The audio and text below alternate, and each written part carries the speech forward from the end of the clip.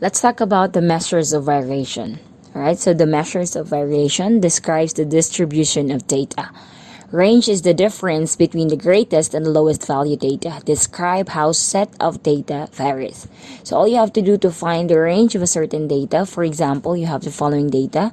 You have 15, and then 45, and then there's 30, 75, and let's say there's 40.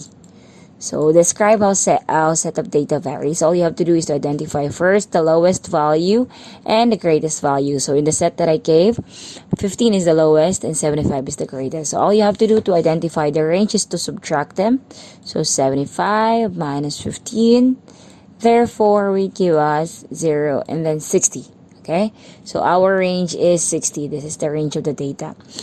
And then we're going to discuss quartiles, interquartile range, and outliers today. How to find them. So quartiles divides the data into 4 equal parts. Median separates the data into half.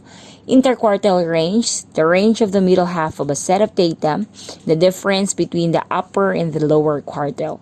And then outliers, data that is more than 1.5 times the value of the interquartile range beyond the quartiles.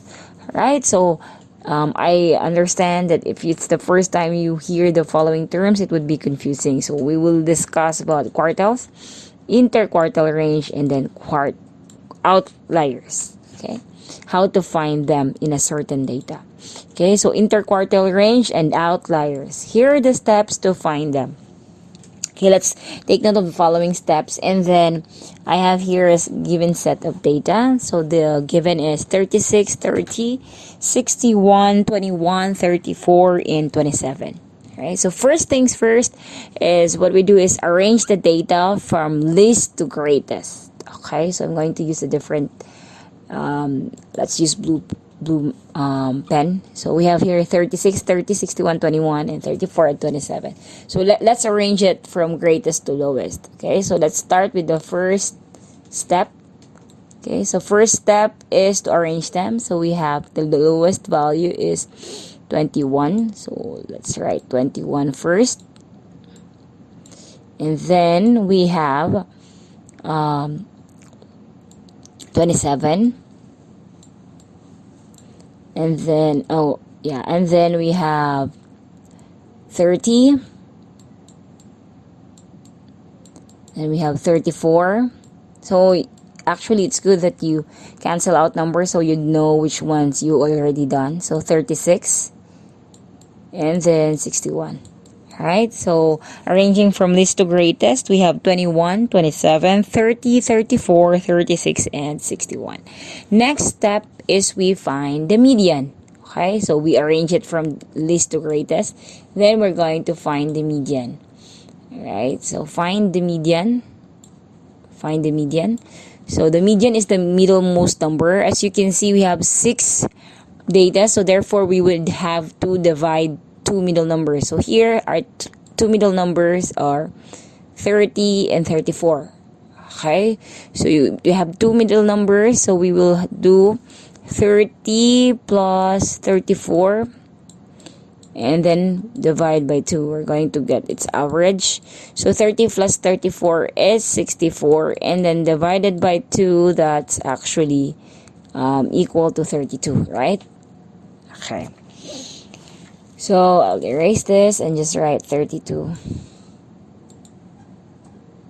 Okay, so our median therefore is 32. Actually, there's an easier way. What's the middle part of 30 and 34? That's 32. After which, we need to find the upper and the lower quartile. Okay.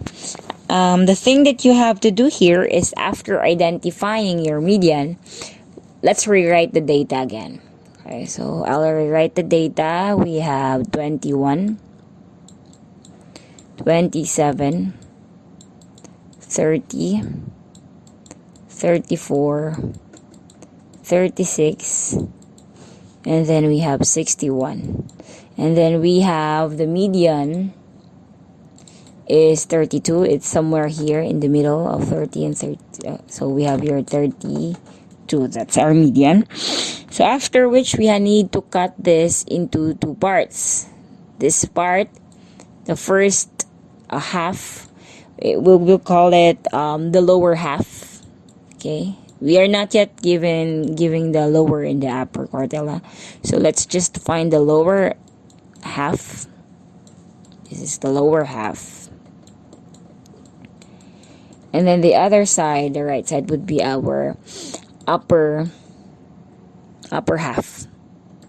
Okay, so this is our upper half. All right. After which, the next thing that you have to do is to identify the upper and the lower quartile. So our upper quartile, it's actually the let's identify first the lower quartile. The lower quartile will come from our lower half, okay? And it's the middle of our lower half. So as you can see, the middle of our lower half is 27. So therefore 27 is our lower quartile. So this is our lower quartile. Alright? And then, if the middle of our lower half is our lower quartile, therefore our upper quartile will be the middle of our upper half. So this is our upper quartile. We have upper quartile right here.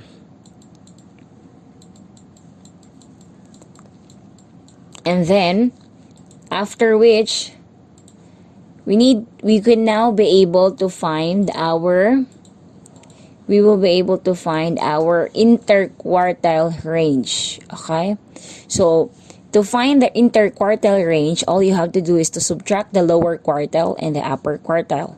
So interquartile range, so you would write therefore interquartile range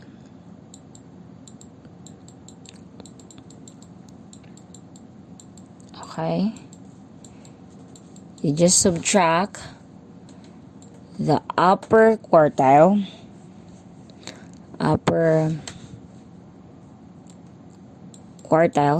UQ, okay, UQ minus your lower quartile, okay, LQ. So therefore we have here our upper quartile is 36 minus our lower quartile, which is 27. Then 36 minus 27 would give us 9. Okay? So therefore our interquartile range is equal to 9. Okay? We're not yet done. We still have to continue to find the outliers of our data. Okay? So let's go to the step 4. Step number 4 would be we need to find the limit of our outliers. Okay? Limit of our outliers. To find that, so limit of outliers would be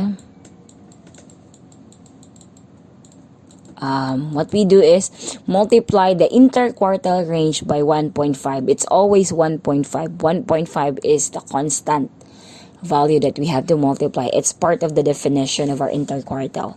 Alright, so we have what we do, we will multiply interquartile range times 1.5. Okay, so our interquartile range is actually 9 times 1.5. Okay, so we can use parentheses so that we won't be confused with the multiplication sign and the decimal point. 9 times 1.5 is actually 13.5. Okay, so 13.5. Let's write that out. So if you struggle multiplying decimals, like we just do this way, right? So 1.5 times 9, 9 times 5 is 45, so you write 4 here. And then 9 times 1 is 9, plus 4 would give us 13. And then how many decimal places you have? It's only 1, so 13.5. Okay, so this is 13.5 right here. This is only the limit of our outlier. This is not yet our outliers. Let's now find what are the outliers that we have in the data. Okay, so to find the outliers, so here, find the outliers, we have to subtract and add the limits from the lower and the upper quartile. Okay, so this is our limit, right? We need to go back to our lower quartile. Okay, now go back to your lower quartile. So you have, this is the continuation of the limit actually to find outliers. So we have here, what's your lower quartile? So lower quartile, okay, lower quartile minus your limit. Okay, so therefore you have 27 minus 13.5. Okay, so 27 minus 13.5 is 13.5. And then it says do the upper now. So we have upper quartile minus your plus your limit. So you have upper quartile is 36 plus 13.5. So again, you subtract it from your lower quartile and then you add the limit to your upper quartile. So 36 plus 13.5 would give us 49.5. Okay? What's the use of this numbers 13.5 and 49.5? This is actually to determine what are our outliers. Okay? So you would say, therefore, the outliers. So you need to go back to your data. What are your datas that are less than 13.5? Okay, so we don't have a data which is less than 13.5, right? Because it started at 21. So we don't have that one. What about the numbers that exceed? What we mean by exceed, that's more than 49.5. We have one. Okay, that is 61. So our outliers is 61. So we only have one. So the outlier is 61. So again, these are the steps, and please make sure. So these are the steps on how we find the interquartile range and the outlier. All right.